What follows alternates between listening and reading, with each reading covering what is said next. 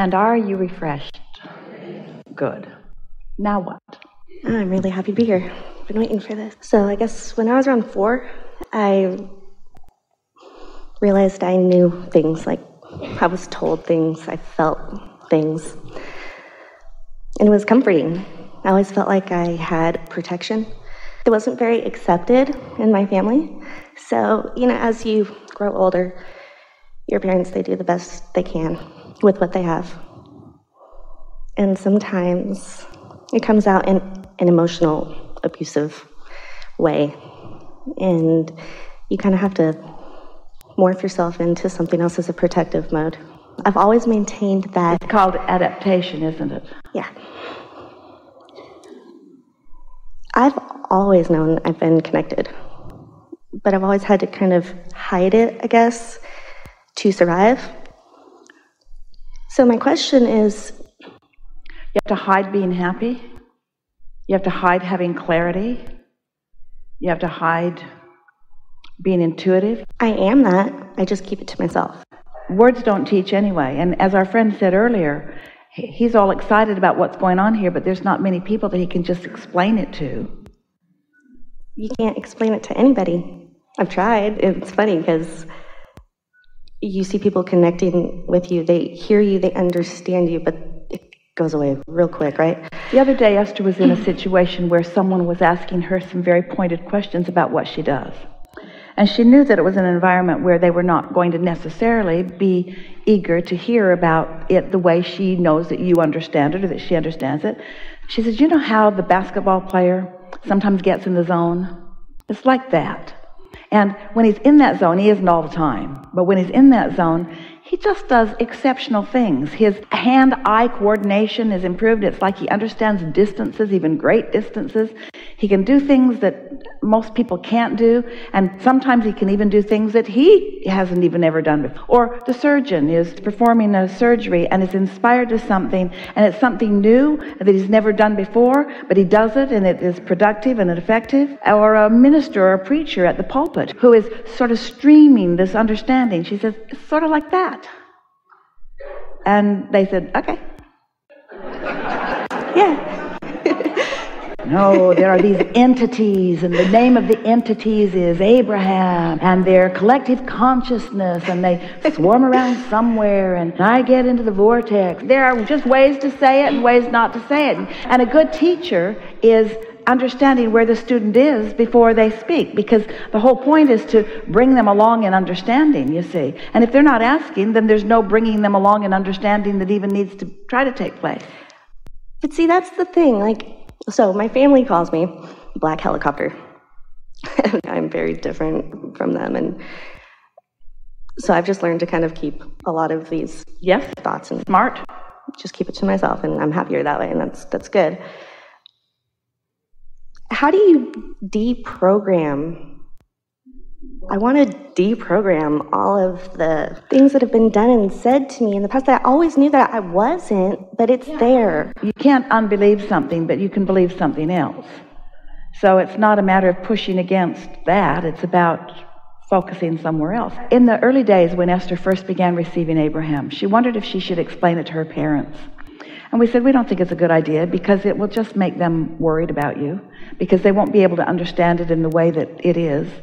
And Esther said to us and to Jerry and to others about that, when something feels this good, I know that it must be. And just because someone else doesn't understand it and maybe wants to give it a different label, doesn't change the way it feels to me.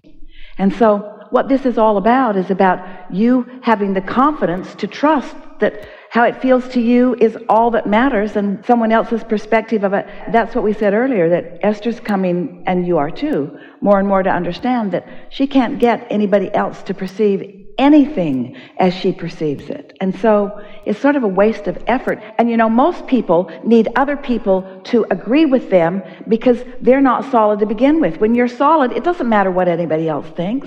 When you know something, doesn't it not matter what anybody else thinks about it? So now what? I'm grateful to have a lot of people in my life that I love, and they love me. I have 2 wonderful little boys.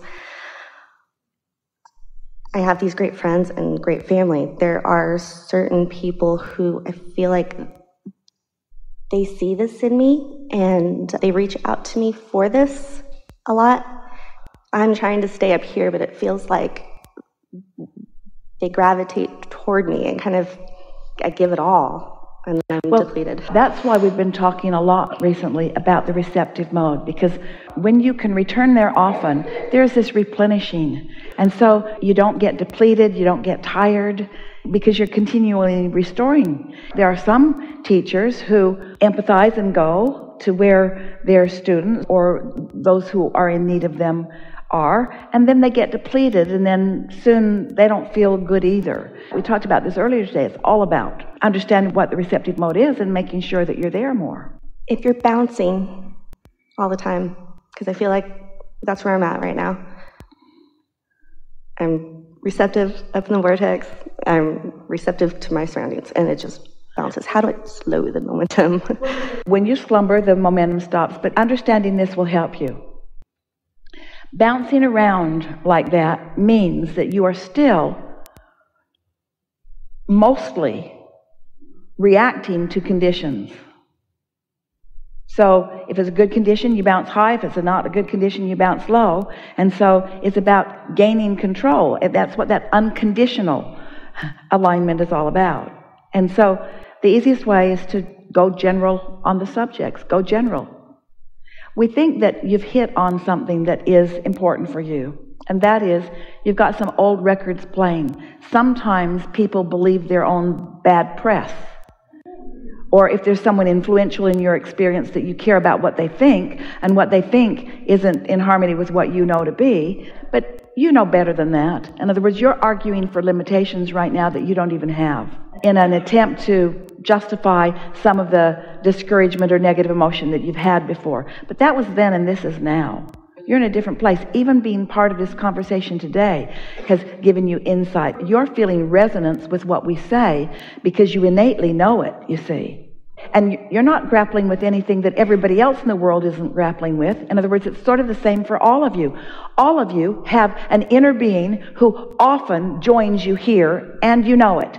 And all of you deny that by focusing on things that causes you to dip from it, you see. There are just no other answers. There's no way around this. Sometimes a condition will happen that you can't change, and looking at it makes you feel terrible, and you almost want to lose your mind because you want to say, please somehow change the condition so that I can feel good again. But you discover such freedom when you no longer need that condition to change. Jerry and Esther had more than 30 wonderful years together. Did you ever meet Jerry, or have you come in later? So they had just a wonderful, wonderful, wonderful, wonderful, wonderful, wonderful, wonderful, wonderful time together. And then he took off, in Esther's estimation, unnecessarily and prematurely. She's really mad at him for quite a while about that. But she has come to understand that he gave her the greatest gift that he could have given, even more than all of the years that they shared together doing all kinds of things, and even in the discovery of this work and his questions that brought Abraham. The greatest gift that he ever gave her was by presenting to Esther a condition over which she had no control. And her desire to be happy prevailed. Because for a while, it didn't feel possible to even approach happiness under those conditions, but it was. And so it's given her freedom to understand that she doesn't have to control this and this and this and this and this and this and this and this in order to be happy, you see. Don't ask anybody else to get you. It's not their job to get you. It's not their job to support you. It's not their job to understand you. That's the job of your inner being, and your inner being is doing it 24/7, 365 days a year, nonstop, loving you, getting you, knowing you, offering you very strong opinion about this and this and this and this and this. In every moment that you're focused, your inner being is right there, knowing, powerfully knowing, you see. And it's your job just to allow yourself to put down your barricades and drop your resistance and defensiveness and allow that. And you know that. You know that. Enough? Or is there something specifically you're wanting? There's a sense of loneliness. It's lonely when others don't get you. Unless you realize that the feeling of loneliness is that you're focused upon something different than your inner being is. That's all loneliness is. Loneliness is you using something that you're focused upon as your excuse to not be in harmony with your inner being. You're lonely because you're out of alignment. The feeling of loneliness is being out of alignment with Source. The feeling of anger is being out of alignment with Source. The feeling of sadness is being out of alignment with Source. Every negative emotion is nothing more than being out of alignment with Source. But it feels like the reason you're lonely is because these people don't understand, or the reason that you're afraid is because of that and that and that, and it never is that. Those negative emotions are always, ever, only. You're in the moment of the loneliness, not allowing yourself to feel the fullness of who you are. Why wouldn't I allow myself? Because you have those habits of thought. Esther was feeling so sad one day, not long after Jerry, well, it was quite a while after Jerry made his untimely departure by her standards. She's never going to give in to the fact that that was a good idea. And then we were able to say to her, look for Jerry where he is, not where he isn't.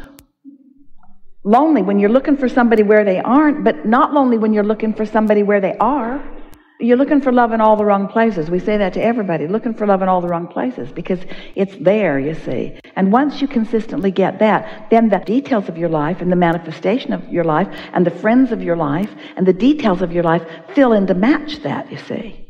But you're like almost everybody else. Give me this and then I'll feel this. Give me the manifestation and then I'll have the emotion in response to the manifestation. We say, find the emotion and it will guide you to the manifestation. Find the alignment and it will guide you there. See? Good? Really good.